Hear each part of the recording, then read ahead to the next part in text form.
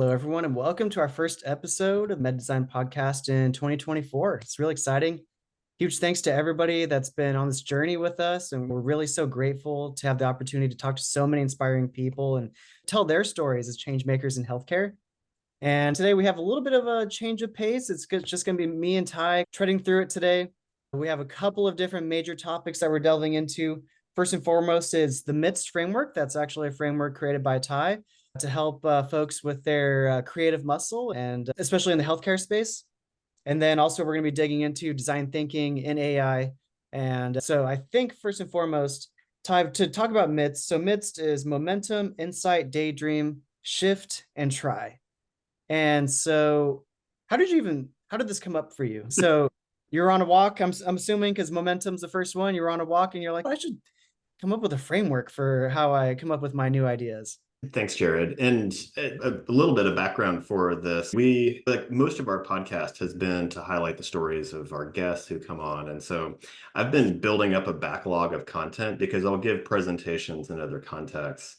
And so this is a nice chance to just talk about some of these, I think the areas that we're trying to push the boundaries of thought leadership within kind of creativity, innovation, design thinking. And so that's a lot of where my day-to-day work falls into.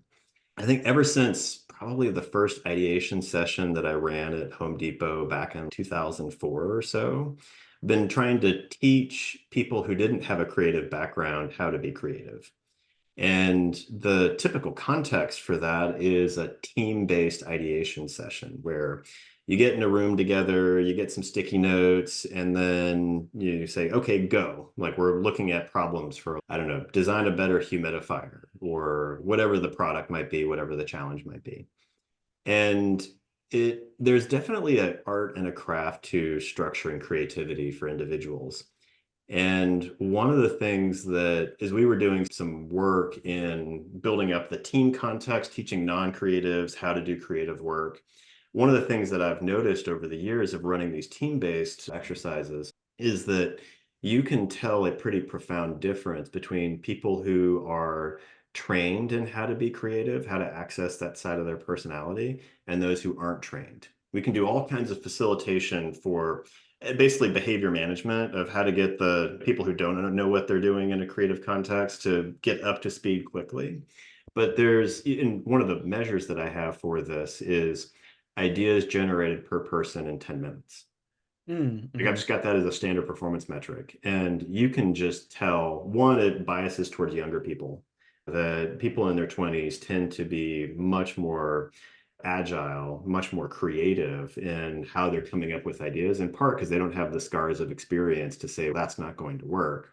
And so just their divergent muscle and it's also closer to that moment when they were a creative genius when they were 5 years old, where they can access that memory of what it was like to be free of any of those kind of restraints. So that's at least some of the impetus and the inspiration. The other thing was, and this was talking to Dr. Jane Little. So she was on the podcast last year, and we had done a lot of work with her and her team to look at changing the care transition for pediatric to adult care for patients with sickle cell. And she made this observation as we were talking that the designer she works with at Trig just seems happier than the baseline, I don't know, mental wellness of people that she sees on a regular basis. And it was just this, is there something about, because I don't particularly feel more happy than anybody else. I'm not sitting here dancing through the fields with kind of flowers and rainbows and whatnot. But I think there's something about the creative exercises you go through for when you are going through a tough time that give you some tools and resources to better process that. All right, so that's all preamble to your core question, Jared, which is like the MITS framework and where that came from. So part of it's trying to articulate what is it about designers that, and really people, anybody that's in a creative profession, what is it that we're doing and accessing that is leading to, one, better personal wellness being, and that also is there some consistent tools for that kick through. I'll share my screen also, just if that makes sense, just to Let's check it out. Yeah. Okay. I'm going to share my screen. And for this framework of MITST, which is an acronym that stands for Movement, Insight, Daydreaming, Shift, and Try. So there's 5 parts to this. The first one with movement, and this comes from just an understanding in where creativity comes from. And when you're doing a creative journey, you're accessing 2 of your 4 dopamine pathways. And so one of those dopamine pathways that is where generative ideas, spontaneous ideas comes from when you're moving. So if you go out for a walk, if you go for a run, if you are in the shower, if you're brushing your teeth, then you're more likely to come up with divergent new ideas because you're accessing a specific part of your psychology, the divergent dopamine pathway that has to do with movement.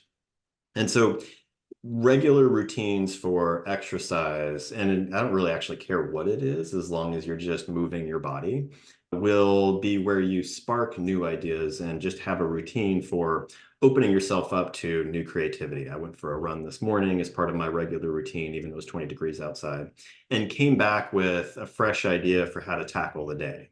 Right. And so that routine is just something that I want to stress as far as your own personal routines.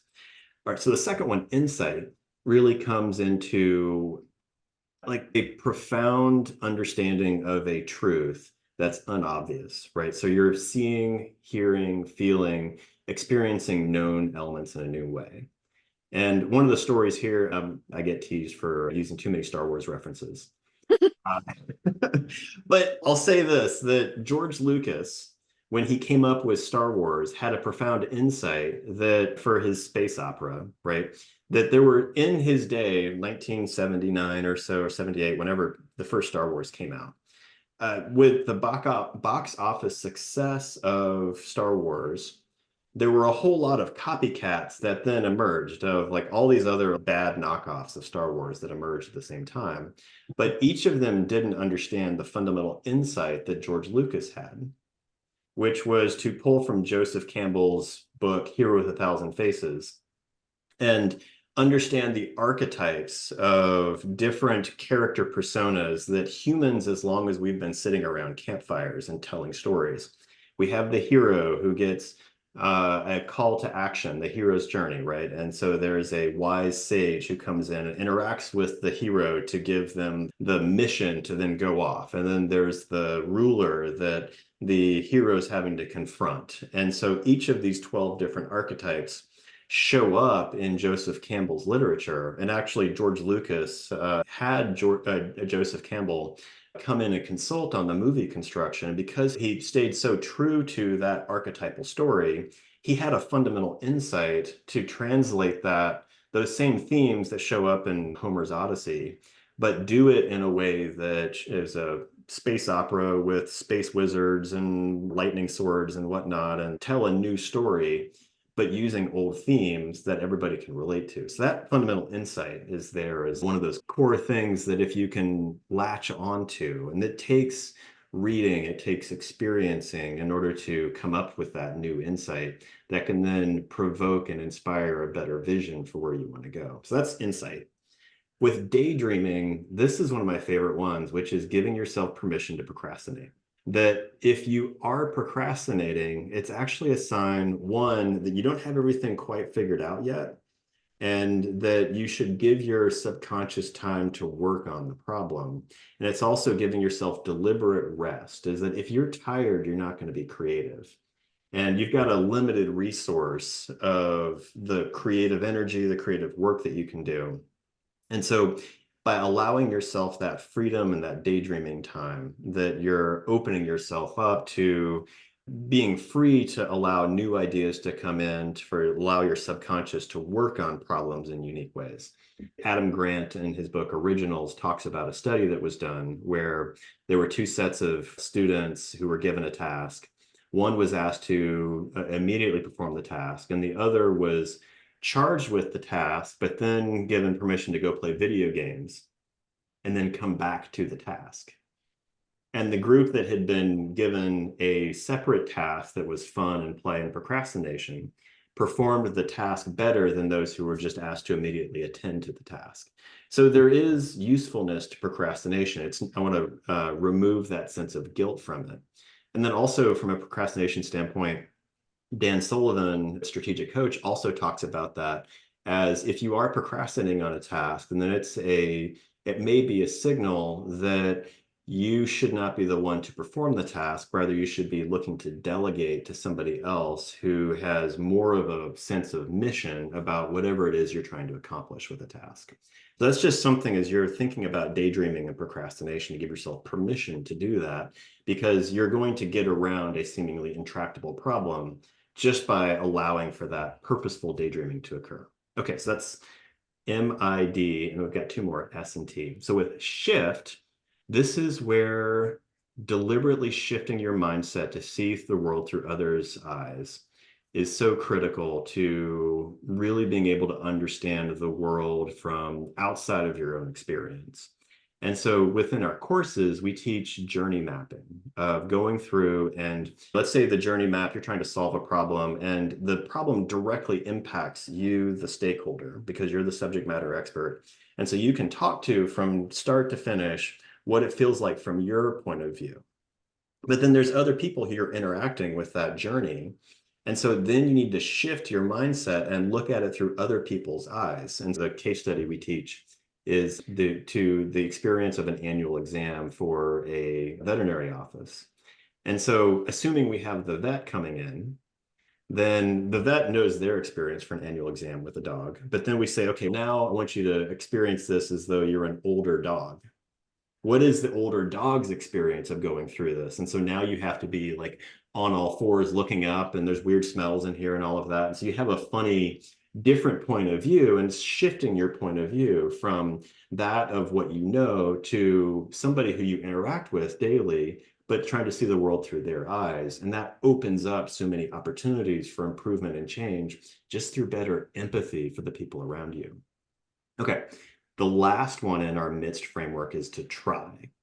And you've noticed I've used my hands a lot. So I do think that there is a sense, and this comes from like a personal well-being standpoint, that fulfillment comes from creating with your own hands, getting your hands dirty. And so finding a practice of working with your hands, whether it's woodworking, whether it's, I don't know, like Legos, if it's yard work, if it's like improv acting, where you're creating something new and physically interacting with the new thing you're creating, there's a positive feedback loop. And for people who thrive on a sense of accomplishment, being able to point to this IKEA piece of furniture that I created.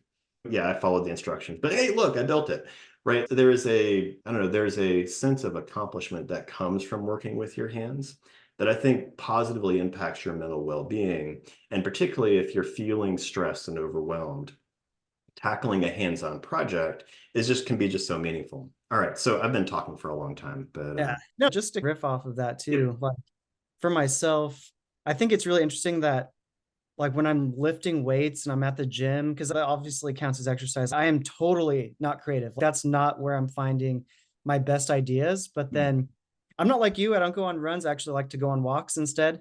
And so on my walks, I don't know what it is, but my walks are notorious. I have a phone full of notes in my notes app of different business ideas, and for also myself as a creative person as well, who just likes to work on music production for fun as well. I have a bunch of different song ideas that I come up with and different ways on how to present these ideas to the world. And my phone is just this huge brain dump of stuff that happens while I'm on these walks.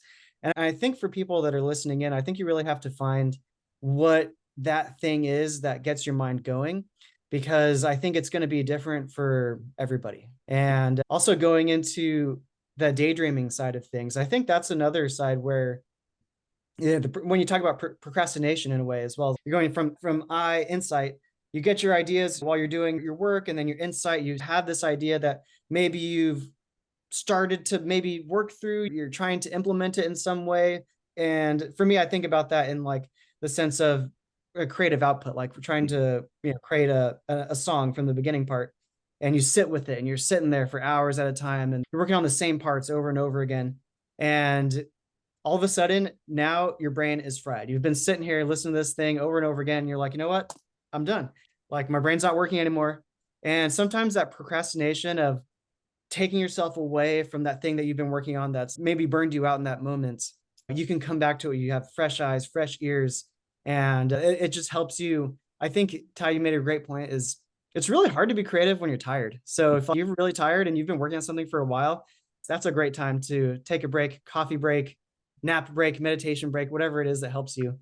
But yeah, I think also the last piece of this as well that I just want to touch on is actually trying it. Go out and do this thing. Like whatever it is, you've come up with some sort of insight on whatever that may be. A lot of people have this sort of initial fear of not going out and actually trying this thing. Everyone gets stuck in that sort of, I don't want someone to judge me or think I'm this or that. And I think you just have to have the courage to try it, because thinking about all these wonderful innovations that have happened in the world, you can imagine those people had fear and they had self-doubt and all that stuff as well.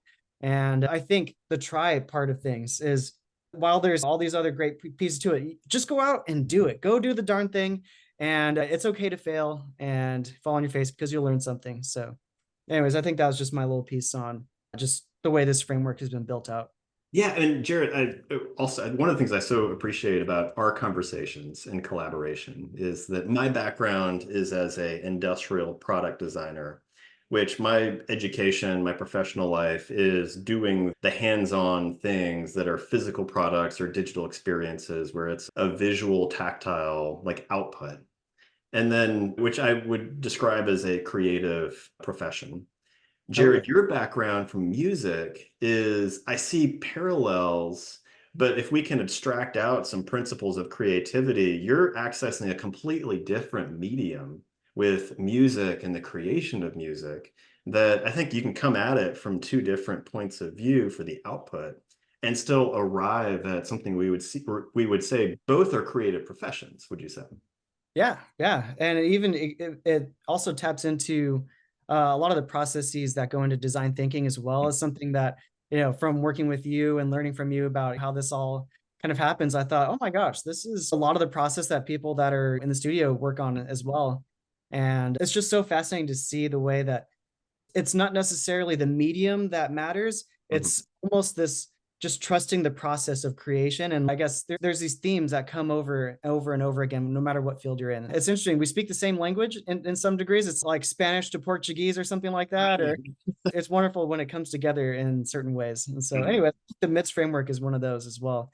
And ever since you've brought it up, I thought to myself, this is the way that I've been doing things forever. And now there's a way to actually describe what that is, that process. It's not that we're creating this out of nothing. It's more trying to describe behaviors that's common among creative people. So that, because I think every human being is a creative individual. It's a matter of like everybody has capacity to go into the gym and move some level of weight around. And it's a question of how much training have you put into this? And then the specializations from different disciplines can lead to looking at creativity from different lens. Rather, it's a framework that's describing what's happening for creative people so that we can teach people who don't think of themselves as creative how to find better personal well-being and start to practice what it is that we're intrinsically doing and trying to teach it. One more thing I Yeah. wanted to add as you Yeah. were talking about managing your creative budget, I think of it Mhm. as the amount of energy. It's like you have a certain number of forks that you start out each day. You think about the little forks with their tines and you only have so many different forks that you can spin throughout your day.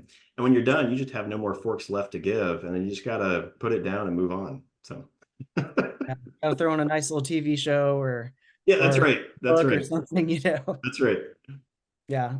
And maybe dig in a little bit more into sort of the MITS framework and creativity as well, and how you see it best applied for folks that maybe are listening in and they haven't given themselves that credence to say, yeah, I am a creative person. And they're, like I said, we talked about that a bit, a fear of being judged, fear of failure, and maybe your own experience with having to overcome those things as a creative as well. Yeah, and I guess that gets back to the George Land study. Maybe we can talk about that, Yeah. which you talk about fear of being judged. In the 1970s, NASA, or 1960s actually, NASA approached a gentleman by the name of George Land to prepare a test. And so NASA was looking for extraordinarily creative scientists and engineers to hire because that was going to help them on their mission to put a man on the moon. And so they needed to be able to hire for these people. So George Land produced a test and then was successfully able to identify creative geniuses in the engineering and scientific community in order to for NASA to make a more intelligent hiring decision. And as it turns out, only about 2% of the population Tess is a creative genius. And George Land went on, and NASA was happy because they were able to successfully recruit for that. But then George Land was curious, and then he then wanted to look more broadly and say, where else in the population other than scientists and engineers might you find these creative geniuses? And he opened it up to 5-year-olds. And so that population tests at 98% as a creative genius. That's That means insane. that, yeah, when you were a 5-year-old, you were a creative genius. Everybody on this call, statistically speaking, was a creative genius at one point in your life. And so then what's fascinating is that by the time everybody turns 10 years old, only 30% of children retain their creative genius. And then by the time you turn 18, then only 2% of the population is a creative genius. And you think, okay, is it the school system that's doing this? And honestly, no organization can be that effective. Even if you're trying to kill creativity, you could not actively squash it at that level of effectiveness to go from 98% to 2%. There's something in human behavioral development that's going on there. And I liken that to, say, the normative pressures that happen to us in middle school of anybody who looks weird, anybody who is coming in with something that's outside of what everybody says is we're all doing this together. There's profound pressure to fit in, to find your community, to click with people who you like. You're trying to figure out your identity.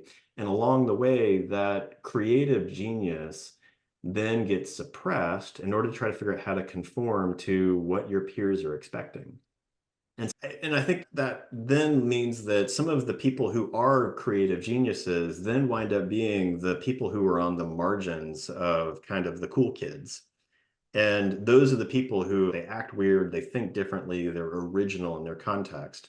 And so those are the people who are able to retain that creative genius. And so I just think it's an interesting insight to the origin story for creativity.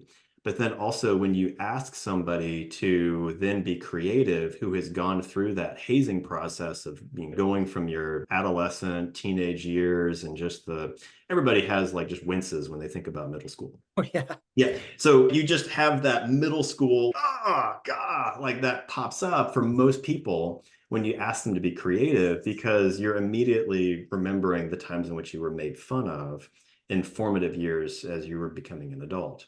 And so in many ways, we have to unlearn that or have the courage to stand out. Because honestly, I think in order to do something that is novel, that's unique, that's different, it starts with commitment that you have to make a decision you're going to do something differently.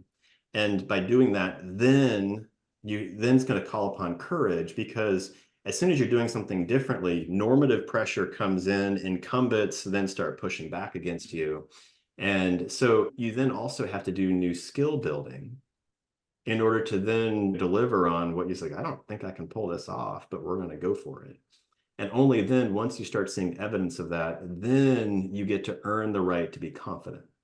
But confidence doesn't start at the beginning. In fact, most designers really are constantly feeling a sense of imposter syndrome because we're always putting ourselves right on the line of like where our comfort zone is, because that's really where that boundary is learning. And we're constantly pushing that boundary forward as we're building up our practice and our craft in the creative field. So anyway, I think that gets at what you were asking, Jared, right? Yeah, honestly, you brought up so many memories of my younger years too. Like, yeah, I grew up being a piano player Hmm. and going into high school and going into eighth grade into high school, like everyone was in the band, everyone was playing the cooler instruments. Everyone was a guitar player, drummer, whatever. Hmm. But piano wasn't cool. Like playing Beethoven and Mozart was definitely not cool, even Hmm. though I was really good at it.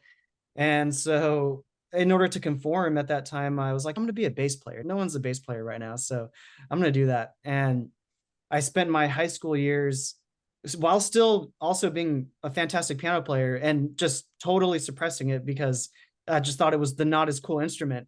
I just lived my high school years being this mediocre bass player and just totally being afraid of that judgment because I was so Hmm. young and fearful. And then it didn't end up being way later on that I went to music school as an adult and ended up regaining my love for the keyboard, for the piano again, because music production, the keyboard is such a big piece of what you're doing.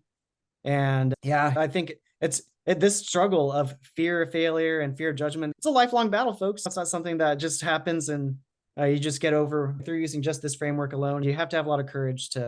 to try to be this creative person, give yourself that, allow that creative genius to flow. And the only tip that I will give that helped me a lot is meditation.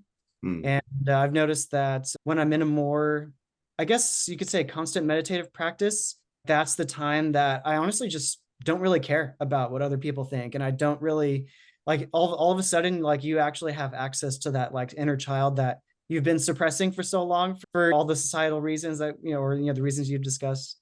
And so I would say if you haven't tried it out yet, just a recommendation of something to throw out the board there. Quick story there. You familiar with the Muse headband?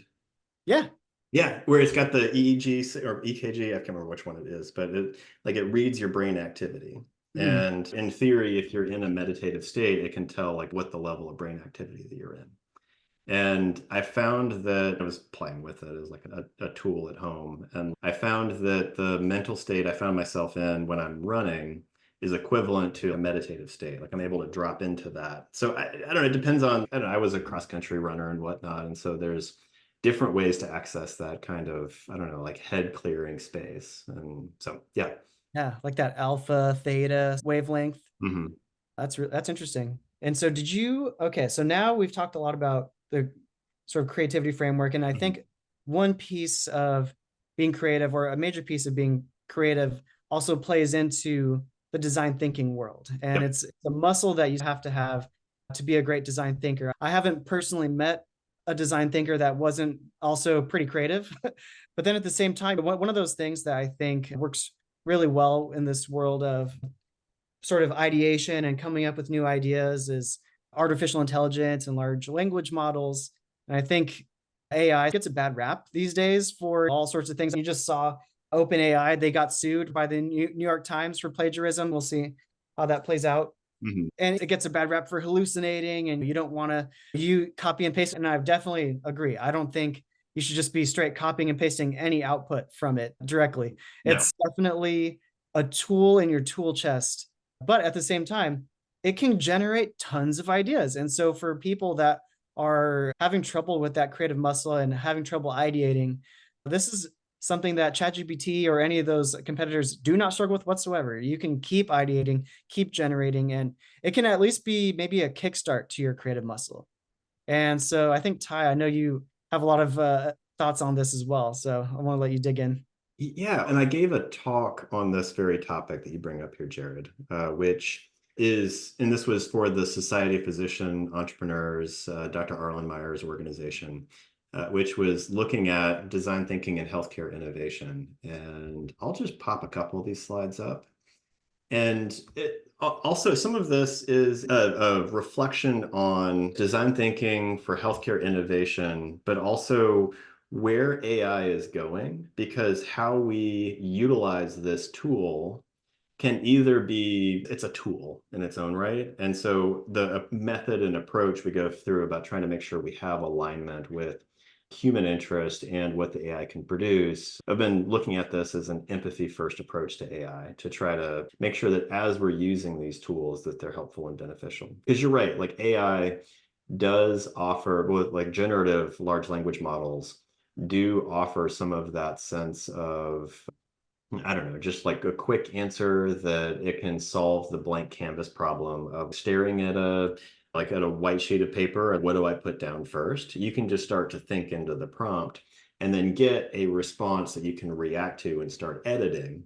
I will say that one of the ways I like to anthropomorphize or personify large language models is that it's a sociopath and a liar, meaning that the only moral compass it has is what the programmers put into it. Because GPT means that it's been trained on the entire corpus of the internet. So all of the text that we have ever produced as humans and put on the internet has gone in to feed the model as the data set.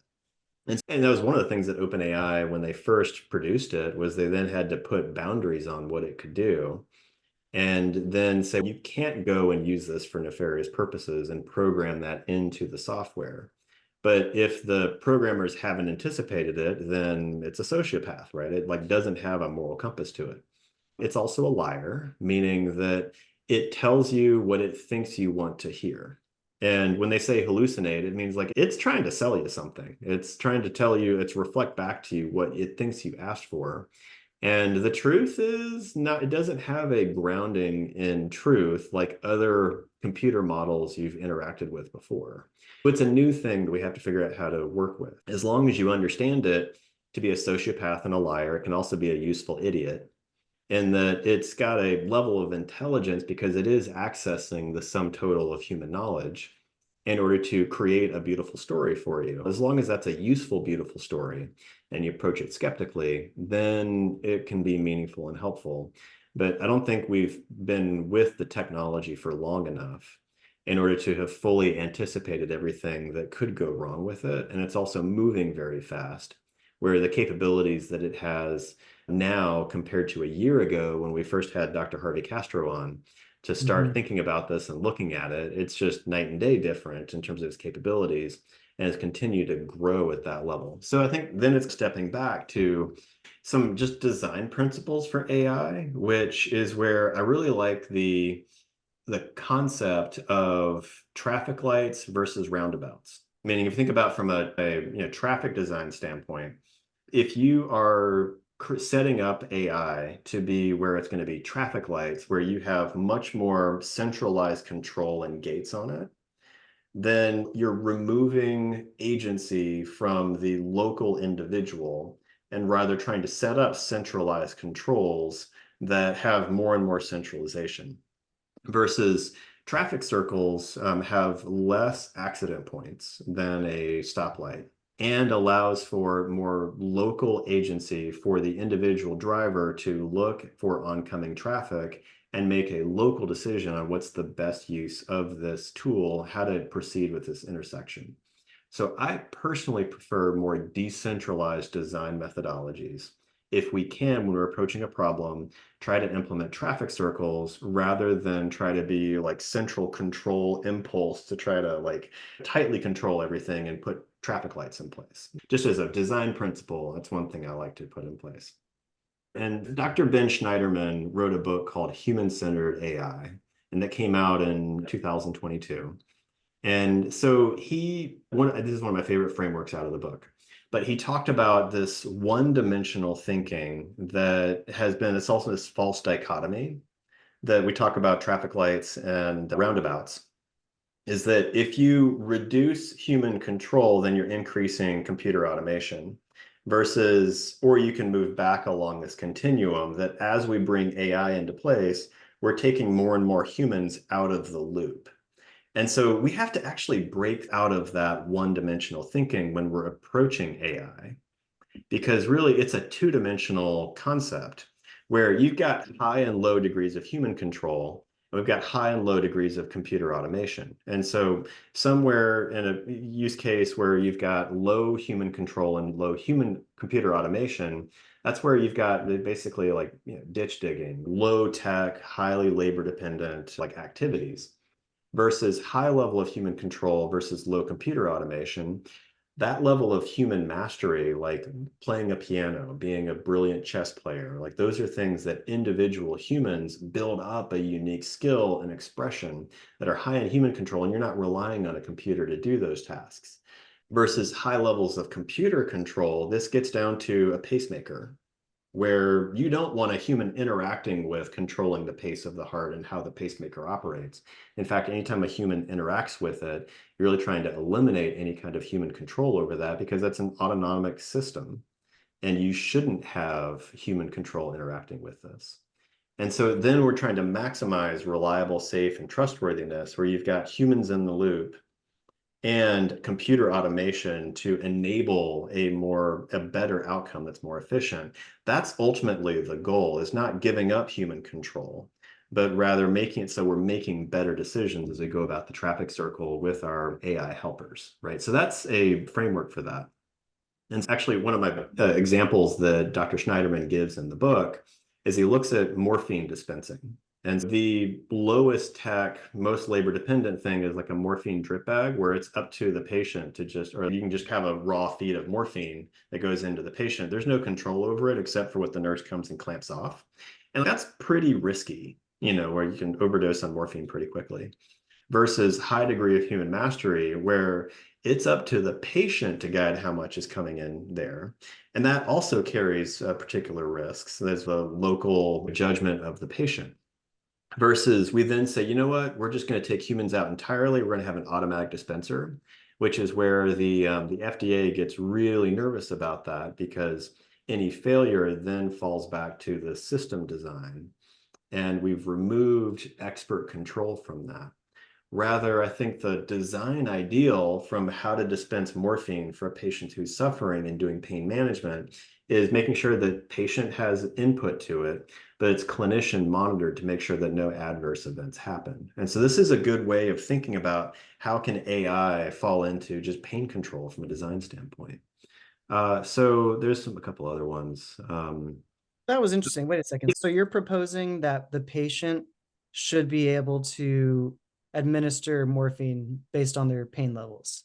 They should have a say in how much morphine that's coming in, like, doc, I'm in pain, help me with this, but having controls in place as well, so that it could be that there's like the patient doesn't need more because it would have an adverse effect, but rather there could be a placebo effect that comes in to the patient will feel better if a placebo is administered. I like that. I like that because I was thinking just the hospital, how are they going to trust patients and they're going to be ODing themselves over and Right. over? They This is a tricky topic to try to get through, right? And particularly if you're getting into how does AI play into this? The answer is not to just give up human control. It would, yeah, and it would be interesting because then if you are giving them a placebo, how do you keep that big secret from the general public? Mm. Because in theory, these devices are going to be publicly available information for the most part. And so then this really placebo effect only works on people that are completely oblivious to medical technology, which is quite a few people. And then I guess for the people that know, they just know, and the secret's out, and maybe won't work on them. No, I just thought that. I think that's really interesting. I was trying to imagine what that would look like. Yeah, and I think if the patient isn't aware or can't tell the difference between placebo and non-placebo, then I think the psychological effect would be the same, Honestly, yeah. even if they're aware that a placebo might be used. And honestly, if that's, I think somebody who's in pain probably isn't going to be reading the literature on that either. So, No, but no. that's just an example of like how this two-part framework comes into play. And there's other examples too that he talks about, which, as we've been playing with large language model designs, this one I Oh, think is entertaining. Right. So, Jared, you come back from, say, your walk and you come back with lots of ideas. You've just got a Evernote document going with all of your yeah. ideas, right? You come up with. Yep. Right. And so one level of just, there is some automation in place where like there's some spell check in there. Like we have some augmentation already that comes in with how we're digitally like writing things down. Mhm. And then I don't know, did you ever play with God mode? I couldn't figure it out. The API wasn't working for me, so I never It got. took me, it was a solid weekend of one of those side projects where I was finally able to get the API to work. Where, so this is a tool that allows you to connect your Chat-GPT account to this program that will like automatically run prompts through Chat-GPT. And you can say, hey, I want you to build a website for me. And assuming God mode could actually function, then it would then go through, I think somebody set it to, I don't know, like plot to take over the world. Oh my gosh. And just, okay, we're going to put this in God mode and see what happens. And I was playing, I didn't give it that parameter, but I gave it like a, hey, design a new website for me as a parameter. And what was interesting was that just the AI by itself, with a very basic parameter like that, it spun its wheels and just didn't get anywhere. And it was the conversation that then said, actually, that's not what I'm talking about at all. What I'd like for you to do is this. And it was that back and forth between human and AI that started to make progress. Eventually, it fizzled out and didn't get me anything useful, but I gave up on it. But it was interesting to see how little the AI can do without human help. Yeah. Versus, I think there's an interesting thing we could do with, say, like a natural language survey for patient history. And so then that's where you're then going through and you throw in like a large body of text. It would need to be HIPAA compliant, but throw a large body of text for, say, the doctor's use to then say, please interrogate this information and return back information about this patient history so I can have a quick summary and save me the time of reading back through all of this stuff. And so that could be one way to utilize large language models, but train it on real data. So it's got a ground truth that you're feeding it, but then allowing for a more natural conversation with it so that you can more quickly summarize information. So those are just like different applications and different ways that the design could come into play. Yeah, I see a huge need for this as well. Mm. Like I'm on part of my TikTok algorithm is healthcare and healthcare related issues. And so a big thing there right now is people talking about they're basically mad about their doctors or their physicians, their specialists, not being able to diagnose them. They're having certain things in their blood work go on and that don't really make sense. And the doctor just goes, I don't know. And I'm like, yeah, I can see why people would be so mad, why you would see that as unacceptable. But if there was a tool for the physician to use that could help them out to make sense of some of this data, because at the same time, yeah, they're, of course, the physician's gone through so much school, but they still are not an encyclopedia of every medical outcome that could possibly happen. So I think that using it's what we've talked about before. We can be friends. The expert paired with the AI, I think that's going to be really where we start to see a Mhm. lot of really beautiful things happening. And this, I hope this use case actually plays out. Yeah, and I think these are just examples of you can switch your topic out from other like big intractable problems and play with this 2 by 2 matrix and figure out. So if we go all the way to human mastery on one end, then you arrive at certain types of solutions, or maybe that's like our status quo, versus we then have the opposite end of the spectrum where we have complete computer control over the situation. And so then you have centralized errors that happen at scale versus trying to then have the most safe and trustworthy where you continue to retain the expert and you then benefit from the access to a large data set in real time. I think that's where you start to get meaningful, interesting new outcomes. Okay. So one of the things that we did in this exercise, and I don't think we have time to get into it, but was to what I found surprising is that there's a lot of people talking about AI, but not many people are following the MITST framework and actually trying it. And so the exercise that I gave during the talk, and I encourage you to check it out, was to have all the participants go through and pick their favorite large language model, Hmm. and then to go through and then put this prompt in, which is list solutions to, and then in quotation mark, put the problem statement in. And the problem statement we had, the job of keeping a record of the patient's medical history often conflicts with delivering care to the patient. So that's a problem statement that I think anybody in clinical care, there's an overwhelming amount of documentation that happens as a result of electronic health records that is less efficient than paper records that we move from, right? So there's a whole thing that electronic healthcare management has led to more work, not time savings. Okay.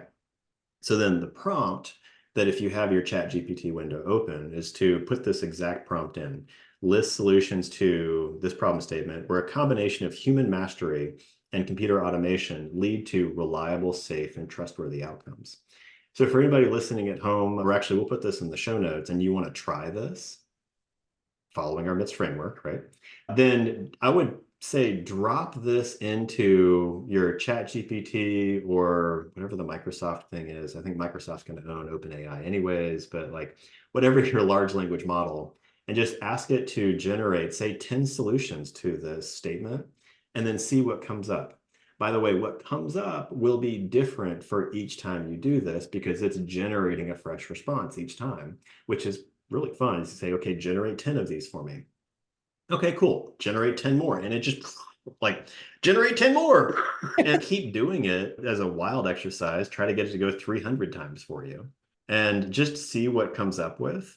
And it's in the wealth of ideas that come back. You might have something that's novel that the large language model might pull from a completely different industry in order to try to get that next idea, but it might generate something for you that in your job as an innovator shifts from generating these ideas. The large language model can generate lots of ideas because it's trying to make you happy and it's a useful idiot, right? And so your job shifts from generation to curation. And now you're applying judgment and then sifting through all these different ideas to try to come up with what's meaningful, what's valuable, and attribute meaning and story to an idea where this could actually be pretty good and could start to address this problem. Anyway, as an injunction to everybody who's listening to the podcast, I would encourage you to play with that. And yeah, and I can drop in that into the chat and the show notes as well. So. Another thing that I think is interesting about just the integration of AI into sort of the workforce, I guess you could say, Mhm. it's there's this group of people that I'm sure you're very well aware of that are like, there's certain people that think, oh, it's going to replace us. And that's one way of looking at it. Then there's the other group of people that don't even want to integrate it and they think, oh, it's not ready yet. And then there's the people like yourself that are like, oh, there's this new tool. Let me find out and see what it does. And let's break things along the way and figure out how best to use it. Mhm. And so I guess for yourself, like what's the advice you have to people that are not using this technology yet? They're afraid of it. They have maybe an adverse view of it. And how can you shepherd more people along just this sort of new tool? Like I said, it's not the end all be all, I don't think. Of course, it's not the magic genie that's going to do everything for you. Right. But at the end of the day, being a useful tool. Yeah, it gets back to what we were talking about earlier about it requires commitment to exploring the boundaries of what's possible. It requires some courage. In some of this, you're pushing the boundaries of what the technology can do. And those people who are on that leading edge of this are the ones who uncover new value that nobody else has found yet. There's a moment of delight and a positive feedback loop for, oh, I found something. That's this and playing with these tools that don't really work yet and everything, but you can start to see that spark and then also you can follow it as it comes to fruition. I think you can also then start to, in a safe controlled environment, start to see where it doesn't work. And by playing with it, by experimenting with it, then you have a better concept of it. And actually, I think you gain more confidence and this thing isn't going to do what I originally feared it was going to do, but this one might be like creepy. And so just you have deeper understanding of it by playing with it. And so I think it's a transformational new tool that I think we've seen change some of our workflows because it does make certain tasks easier. And then it's annoyingly not helpful in other contexts. And you just have to work with it in order to figure out, okay, so I have a fancy new like circular saw and it has some really cool laser guided tech to it. And like the laser kind of works and it doesn't. And you have to sit there and play with it like any tool. So as designers, we use 3D CAD pretty extensively. Just as an example of like technology that when 3D CAD first came out, there was this fear that there are going to be a lot less designers, a lot less engineers needed because 3D CAD software is going to make the work so much more efficient. As it turns out, so there was a certain amount of time that was available when you were doing paper drafting of a new product. And then that same amount of time has still been in play. It's just the level of complexity that same team can handle has increased tenfold, but the time it takes hasn't changed. And then you probably have more people that are more specialized to use these 3D CAD tools. as a result of that. So I think AI is a tool that I think is going to be a critical part of being participating professionally in the future. And the more that you understand its strengths and shortcomings, the opportunities and risks, just the better prepared you'll be as this tool continues to change on an almost monthly basis. Yeah, and I think just last little piece on this before we head out is and okay, so like maybe the financial opportunity that people have as well as a subject matter expert to also train your own GPTs. Have you seen that, Ty? That you can do that? I haven't. Please tell me more. Yeah. So basically, if you're a subject matter expert in any niche whatsoever, and you have proprietary information that you can train the ChatGPT model on, Mm, you essentially share it with them and they brand it as your GPT, you name it as whatever it is. mhm, And then based off of your expertise that you've shared with it, it now creates a sub language model for you. And then based on the amount of usage that your GPT gets, is they pay you out from that usage. So it's an interesting model. I think it's almost the model that they're going to be going to because of this lawsuit from the New York Times as well, which okay. is having to pay the people that have actually trained the model Mhm. and pay people for the output that it's getting. But yeah, as people out there that are subject matter experts, I think it's an interesting way to also train a model based on your expertise and then mess with it after and see like what output comes out of there and if you're happy with it, and almost like testing, is the information that I'm putting out there even sufficient enough, because this whole language model is just learning from you only. And so if the output it's not giving you sufficient, maybe you need to relook at some of the materials you've got going on and the materials that you're sharing with folks, maybe as a litmus test in a way. So It reminds me of one of the early things I was like trying to figure out what this is. And what might be fun is someday, let's say Gary V, who has so much content out there, could just train a model to be the Gary V AI. And just you could have a private Gary V come talk to you. And here's the AI model that you're then interacting with that point of view. And I don't know, it's some form of like subscribe to access your favorite personality. Maybe it's a subject matter expert, but it's a, if you've read, what was it, Reshift, what's his name, but he talks about basically human consciousness being uploaded into the virtual reality. And crazy. yeah, exactly. So it's like a version of training the model into the specific mannerisms and whatnot of individual humans. And so anyway, it starts to approach that, except you'd have to spend a lot more time with it, I think, to get it there, and you need to get a lot of training data. But anyway, it's fascinating that we're starting to go that direction. Yeah. Yeah. So I think we've left everybody with a lot of food for thought today. Yeah. And just want to thank everybody that was listening in today. Thank you for joining us for this fun, creative journey that me and Ty were on today. And definitely go try out. We will leave the prompt in the notes for your ChatGPT exploration. And in whether it's on YouTube or whether it's on LinkedIn, please share with us your results because we're really interested to find out. So thank you so much, and see you next time. All right. Thanks, everybody.